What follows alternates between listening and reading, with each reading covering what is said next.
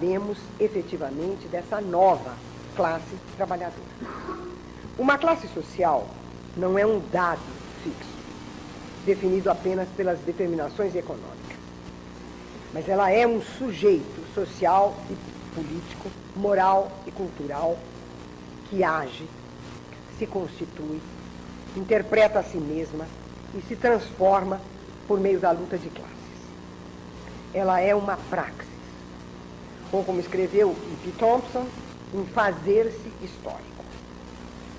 Se é nisso que reside a possibilidade transformadora da classe trabalhadora, é nisso também que reside a possibilidade do ocultamento do seu ser e o risco da sua absorção ideológica pela classe dominante, sendo o primeiro sinal desse risco justamente a difusão de que há uma nova classe média no Brasil. E é exatamente por isso também que a classe média coloca uma questão política de enorme relevância para nós. Então, eu considero que os que afirmam que há uma nova classe média no Brasil estão ocultando o ser mesmo da nova classe trabalhadora. Não é um ocultamento de má fé ou de má vontade, é um ocultamento por ignorância. Então, produzindo um ocultamento sociopolítico dessa nova classe trabalhadora e fazendo com que ela, se vendo a si mesma como classe média, vá dar sua adesão às ideologias de classe média. Nós estamos sendo responsáveis por empurrar uma nova classe trabalhadora na direção ideológica, não econômica, porque não tem condição, já mostrei aqui, não tem condição de ser um empurrar econômico, mas um empurrar ideológico na direção da classe média. Como nós estamos fazendo isso. Por que a classe média, portanto, eu considero a classe média um problema? Ou seja, vou explicar porque eu odeio a classe média. Quando eu falo eu odeio a classe média, ontem eu fui ver o filme da Hannah Arendt e o que fizeram com ela por causa do julgamento do Eichmann, né? E eu pensei, falei, claro, vamos manter a proporção, né? Uma coisa é Hannah Arendt, outra coisa é Marina Chauí. Mas o que fazem comigo, o que eu tenho apanhado, vocês não podem imaginar o que aconteceu comigo depois desse odeio à classe média. Não podem avaliar, não só o que eu recebo pela internet, o que me dizem na rua, os telefonemas que me fazem, é uma coisa fora do comum, fora do comum. Eu não avaliava que eu tinha posto o dedo numa ferida muito funda, num nervo exposto, eu não fazia ideia disso. Para mim, a coisa mais corriqueira do mundo é dizer que a classe média é odiosa. Não havia nada mais corriqueiro do que isso. E é claro que a mídia fez a festa que fez, porque interessava do ponto de vista eleitoral, mas a reação, e muitos deles não são de classe média. Às vezes na rua o cara faz, a moça, o cara, eu digo, você não é classe média, você não é classe média, não faça isso, não faça essa bobagem, né? Bom, enfim. Então, deixa eu explicitar aqui o modo como eu vejo a classe média como uma coisa muito perigosa. Estando fora do núcleo econômico definidor do capitalismo, a classe média encontra-se também fora do núcleo do poder político. Ela não detém o poder do Estado, nem o poder social da classe trabalhadora organizada. Isso a coloca numa posição que a define menos por sua posição econômico-política e muito mais pelo seu lugar ideológico. E esse tende a ser contraditório. Por sua posição no sistema social, a classe média tende a ser fragmentada, raramente encontrando um interesse comum que a unifique. Todavia, certos setores, como é o caso, por exemplo, dos estudantes, dos funcionários públicos, dos intelectuais, de lideranças religiosas, tendem a se organizar e a se opor à classe dominante em nome da justiça social, colocando-se na defesa dos interesses e direitos dos excluídos, dos expoliados, dos oprimidos.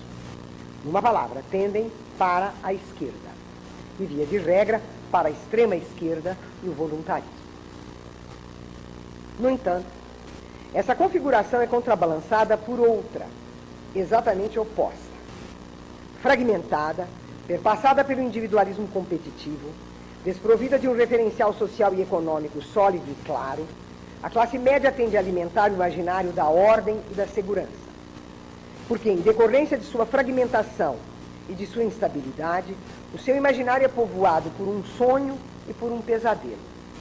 O seu sonho é tornar-se parte da classe dominante. O seu pesadelo é tornar-se proletário.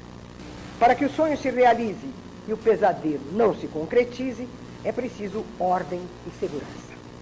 Isso torna a classe média ideologicamente conservadora e reacionária, e o seu papel social e político é o de assegurar a hegemonia ideológica da classe dominante. É sob essa perspectiva que se pode dizer que a classe média é a formadora da opinião social e política conservadora e reacionária.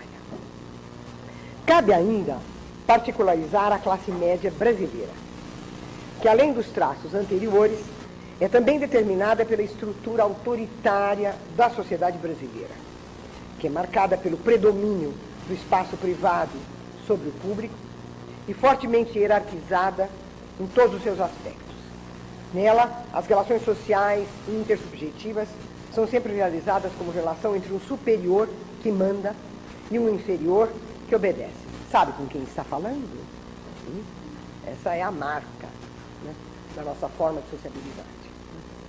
As diferenças e assimetrias são sempre transformadas em desigualdades que reforçam a relação mando-obediência, e as desigualdades são naturalizadas. As relações entre os que se julgam iguais são de parentesco, isto é, de cumplicidade. E com os que são vistos como desiguais, o relacionamento toma a forma do favor, da clientela, da tutela ou da cooptação. E quando a desigualdade é muito marcada, assume a forma da opressão. De sorte que a divisão social das classes é sobredeterminada pela polarização entre a carência das classes populares e os privilégios da classe dominante. A classe média não só incorpora e propaga ideologicamente as formas autoritárias das relações sociais, como também incorpora e propaga a naturalização e valorização positiva da fragmentação e dispersão socioeconômica trazidas pela economia neoliberal e defendidas ideologicamente pelo estímulo ao individualismo competitivo agressivo e ao sucesso a qualquer preço por meio da astúcia para operar com procedimentos do mercado. E é nisto que reside o problema da absorção ideológica da nova classe trabalhadora brasileira pelo imaginário da classe média. Absorção que atualmente no Brasil se manifesta na disputa entre duas formulações ideológicas que enfatizam a individualidade bem-sucedida. A teologia da prosperidade, do pentecostalismo, e a ideologia do empreendedorismo da classe média neoliberal, ou seja, o sonho de virar burguesia. E é triste, né? É triste porque como a classe média pensa que a burguesia é burguesia porque é rica, e não porque é a proprietária privada dos meios sociais de produção, a classe média pensa que se ela ficar rica, ela vai virar burguesia. Então, até o sonho dela é tonto.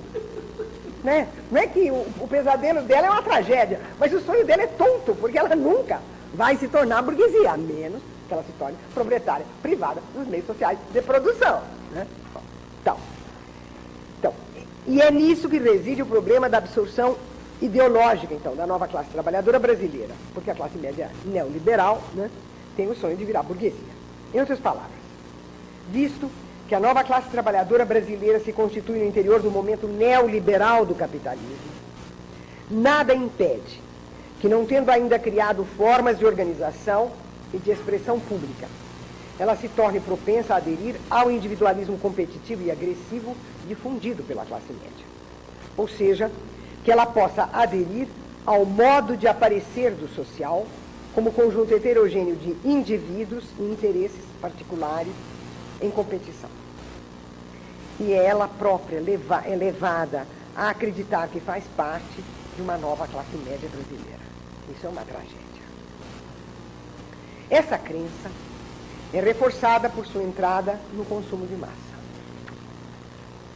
De fato, do ponto de vista simbólico, a classe média substitui a falta de poder econômico e de poder político, seja pela guinada ao voluntarismo de esquerda, seja à direita, pela busca do prestígio e dos signos de prestígio, como, por exemplo, os diplomas e os títulos vindos das profissões liberais, e pelo consumo de serviços e objetos, indicadores de autoridade, riqueza, abundância, ascensão social.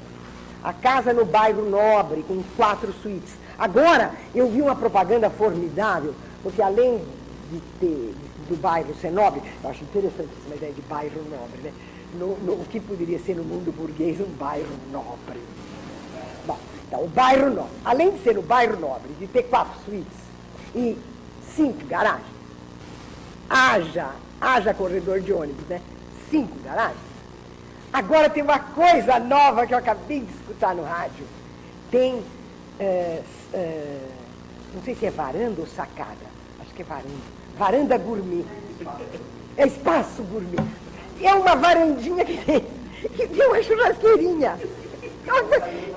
É uma alucinação.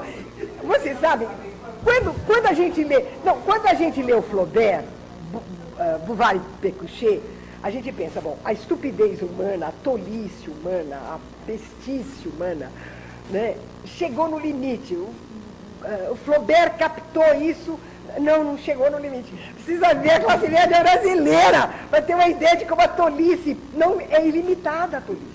É ilimitada. Já pensou espaço gourmet? Eu fiquei atordoada, eu falei, gente do céu, não tem limite a tolice das pessoas, né? Mas ela está animadíssima. Eu andei procurando apartamento, porque minha casa tem 3 lances de escada, e meu marido está com problema no joelho, então eu fui procurar apartamento. E eu desisti, porque não existe apartamento mais, tem clube. Tem a sauna, o tênis, a ginástica, o cabeleireiro, é um clube. E eu dizia para a pessoa, não, eu quero um apartamento, eu não tenho o menor interesse na parte do clube, eu quero um apartamento. Não existe. E o que é mais triste? Mas o que é mais triste é que as pessoas não têm como usar, porque tem que regulamentar os horários em que usa, e os amigos e visitantes que você traria para jogar futebol, não pode, porque não pode usar o espaço. Mas, gente do céu, é uma coisa fora do comum. Então, é isso que a classe média, é nisso que ela se apoia. Então, ascensão social, então, a casa no bairro Nobre, com 4 suítes e espaço gourmet, o carro importado, a roupa de marca, o número de serviçais, etc. Em outras palavras, o consumo lhe aparece como ascensão social em direção à classe dominante e como distância intransponível entre ela e a classe trabalhadora. Esta, por sua vez, ao ter acesso ao consumo de massa, tende a tomar esse imaginário por realidade e aderir a ele. Donde uma nova pergunta. Se pelas condições atuais de sua formação, a nova classe trabalhadora brasileira está cercada por todos os lados pelos valores e símbolos neoliberais difundidos pela classe média, como desatar esse nó? E aí eu tenho uma última pergunta.